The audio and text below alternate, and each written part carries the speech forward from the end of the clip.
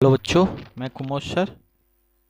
आज मैं मैथ समांतर श्रेणी के कुछ इम्पोर्टेंट सवालों के साथ हाजिर हूँ। ये सारे सवाल बड़े इम्पोर्टेंट है। आप वीडियो को पूरा देखें, चैनल को लाइक सब्सक्राइब शेयर ज़रूर करें। हम समांतर श्रेणी पार्ट 4 जो है आज इससे पढ़ने वाले हैं।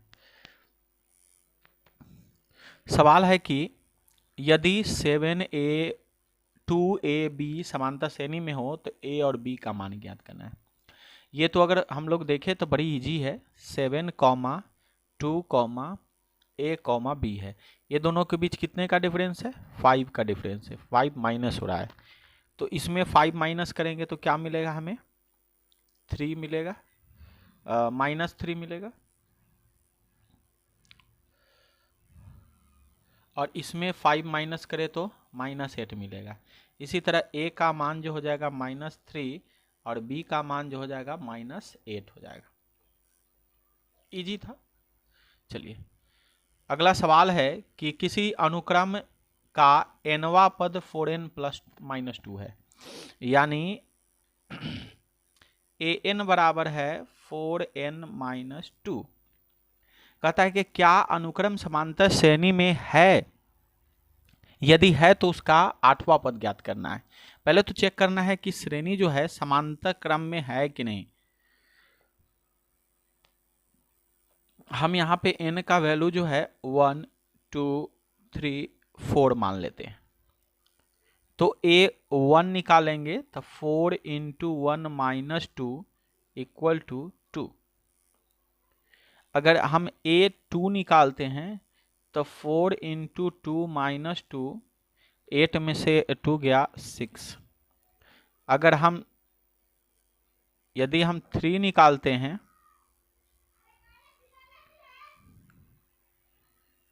4 × 3 - 2 = 10। एक और मानों को रख लेते हैं। a4 रखेंगे तो 4 × 4 - 2 = 14। अब हम इसका अगर AP बनाते हैं तो AP में क्या क्या हो जाएगा? 2, 6, 10, 14 और डॉट डॉट डॉट। यह हो गया हमारा AP। तो पहले सवाल पूछ रहा था कि क्या समांतर श्रेणी में है, तो बिल्कुल है, अनुक्रम में है। अब 8वां पद ज्ञात करना है। तो देखिए an बराबर है 4n - 2, तो a8 बराबर हो गया 4 × 8 - 2, 32 - 2 = 30। यही आपका आंसर है। एक ये आंसर है, एक ये आंसर है। अगले सवालों की ओर चलते हैं। अगला सवाल कह रहा है कि श्रेणी ये दिया हुआ है, इसका 10वां पद ज्ञात करना है। AP में है -40, -15 है ना, -10, यहाँ पे माइनस छूटा हुआ, और इसी तरह डॉट डॉट चलेगा तो अंत में 10वां पद हमें ज्ञात करना है। तो हम लोग क्या करेंगे? a बराबर हो जाएगा -40, d बराबर हो जाएगा -15 -40 = -15 +40 = हो जाएगा 25। और n = हो गया 10। an निकालेंगे तो an बराबर a + n - 1 × d। a का वैल्यू हो गया -40 प्लस n का वैल्यू हो गया 10 - 1 × d। d का वैल्यू हो गया आपका 25। इसको सॉल्व कीजिएगा। -40 प्लस 9 × 25 तो हो जाएगा -40 प्लस 25 नमा होता है 225। घटा लीजिए, 5 में से 10 गया 5, अब 12 में से 8 गया 4, और यहाँ 1, -145 हमारा आंसर है। सॉरी, 12 में से 4 गया 8, -185 जो है यही हमारा आंसर है। चलिए अगले सवालों की ओर चलते हैं। अगला सवाल कह रहा है समांतर श्रेणी 3,8,13 का डॉट डॉट 251 अंत से निकालना है 20वां पद, यानी 3,8,13 डॉट डॉट डॉट 253। जब सवाल में अंत से निकालना हो तो हम अंत से ही लेंगे। 253 के ठीक पहले कौन सा नंबर आएगा, तो देखते हैं इसके बीच डिफरेंस कितने का है, 5 का, तो 248 आ जाएगा। 253 से ठीक पहले 248 आ जाएगा। तो चलिए अब हम लिख लेते हैं। ए बराबर हमारा हो गया 253, डी बराबर हो गया 248 माइनस 253 इक्वल टू -5, और n बराबर हो गया आपका 20वां पद 20, n बराबर हो गया 20। n बराबर हो गया a plus n-1 into d equal to a हो गया 253 प्लस n हो गया 20 -1 इंटू डी हो गया d हो गया -5।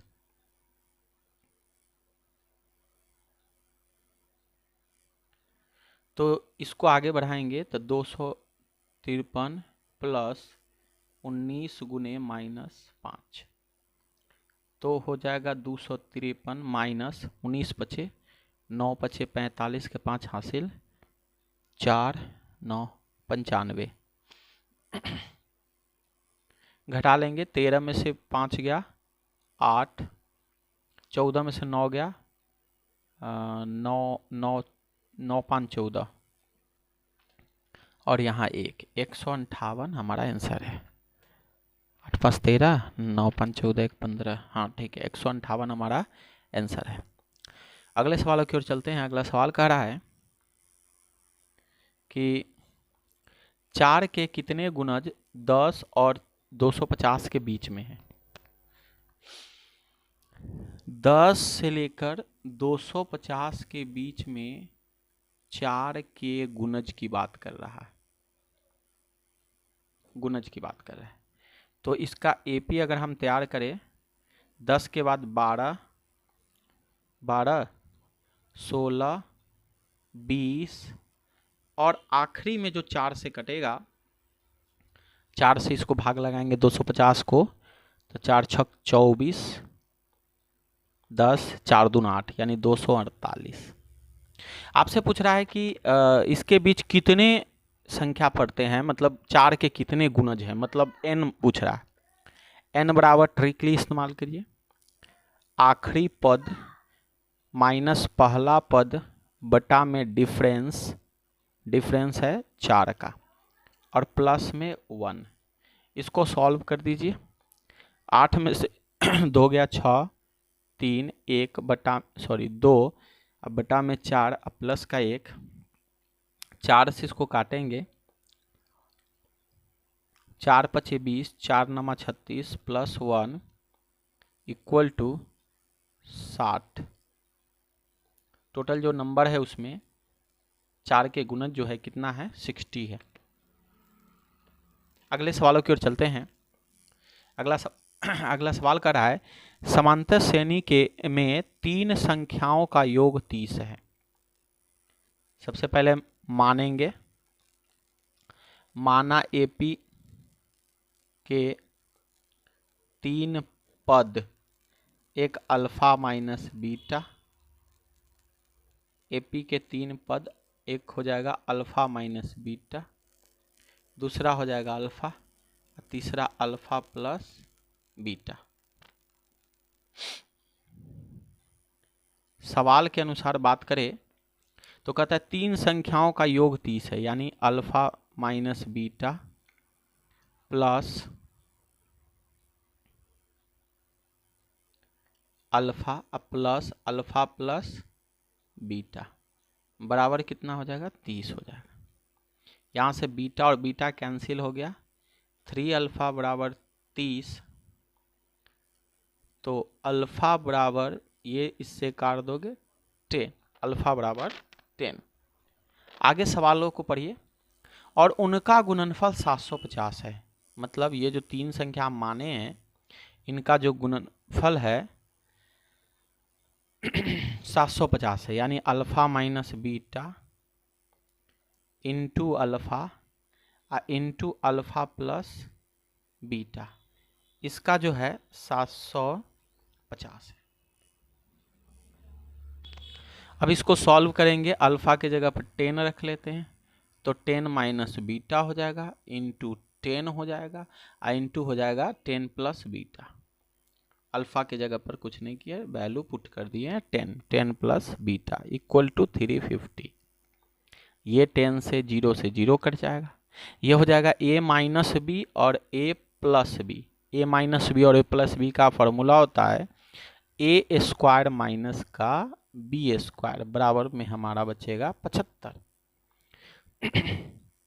ये 10 का स्क्वायर 100 हो गया, माइनस का 75 बराबर प्लस का बीटा स्क्वायर, घटा लेंगे 25 बराबर बीटा स्क्वायर, तो बीटा बराबर √25, तो इक्वल टू बीटा बराबर 5। तो हमारा जो आंसर निकलेगा वो इसीलिए अल्फा बराबर निकला है, अल्फा बराबर निकला है 10, सॉरी अल्फा ये नहीं, तीन संख्या ना निकालना है। एक मिनट जगह ढूंढने पड़ेगा। हाँ चलिए इधर इधर हम लोग देख लेते हैं।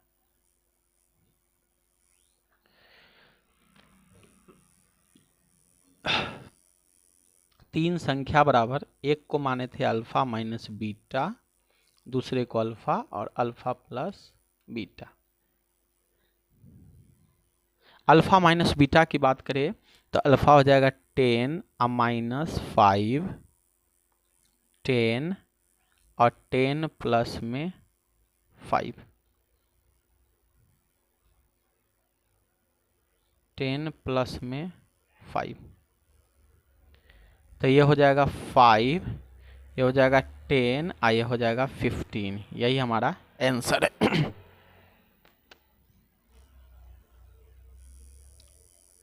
अगला सवाल है कि 360 को 3 लड़कियों में इस प्रकार बांटे कि सर्वाधिक पाने वाले को 200 मिले और प्राप्तांक राशियां समांतर श्रेणी में हो।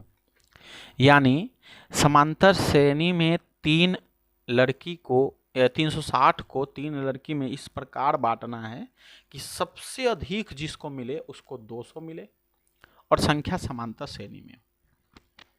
तो हम यहाँ पे सॉल्व करेंगे। माना 3 क्रम अल्फा माइनस बीटा अल्फा और अल्फा प्लस बीटा। अब देखेंगे ध्यान से जरा सा, तीनों को मिलाकर इतना है। सवाल के अनुसार alpha minus beta plus alpha plus beta 360 रुपया। यहाँ से बीटा कट जाएगा, 3 अल्फा बराबर 360, 3 से काट देंगे तो अल्फा बराबर 120। अल्फा का वैल्यू निकल गया 120। अब बीटा का वैल्यू निकालना है। सवाल कर रहा है कि सबसे अधिक पाने वाले को मिलता है 120 रुपया। तो हम देख रहे हैं कि अल्फा प्लस बीटा बराबर सबसे अधिक यही है 200 रुपया। अल्फा का वैल्यू हो गया 120 प्लस बीटा बराबर 200, तो बीटा बराबर 200 माइनस 120, तो बीटा बराबर 80। बीटा बराबर आपको निकल गया 80। अब क्या करना है, 3 क्रम जो था वो क्या था, अल्फा माइनस बीटा अल्फा और अल्फा प्लस बीटा। तो देखेंगे अल्फा का वैल्यू कितना निकला था, अल्फा का वैल्यू था 120, तो 120 माइनस 80, 120 और यहाँ तो 200 था ही, छोड़ दीजिए, या 120 प्लस 80 लिख सकते हैं, 120 प्लस 80, तो यहाँ घटाएंगे तो 40, 120 और ये 200, यही हमारा जो हो गया एपी हो गया। चलिए अगले सवालों की ओर चलते हैं। अगला सवाल कह रहा है कि किसी समांतर श्रेणी का 5वां पद 11, 9वां पद 7, 16वां पद ज्ञात करना है। एक समांतर श्रेणी है जिसका 5वां पद कहने का मतलब हुआ कि T5 बराबर 11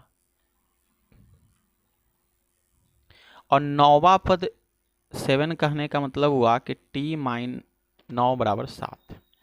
अगर यहां से निकालेंगे तो A plus 5 minus D 5 minus 1 equal to 5 minus 1 into D equal to 11, तो A plus 4D equal to 11 equation number 1। A plus 9 minus 1 into D equal to 7, तो A plus 8D equal to 7। समीकरण 2। समीकरण 1 और 2 को solve करेंगे। समीकरण 1 minus